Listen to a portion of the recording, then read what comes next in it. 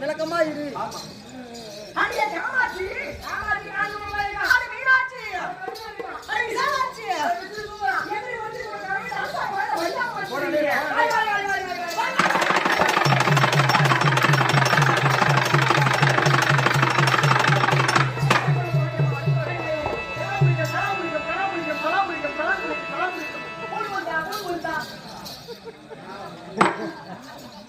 எங்க சலாம் வைக்கிற?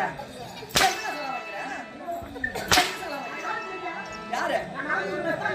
ஐயோ ஏங்க வேண்டாம், நாங்க இந்து, நாங்க வாங்கிட்டு பேசுறது கிடையாது. நீங்க நூற்றி போட்டு வாய்கிட்ட பேச மாட்டாங்க, தலைவர்கிட்ட பேசுவாங்களா?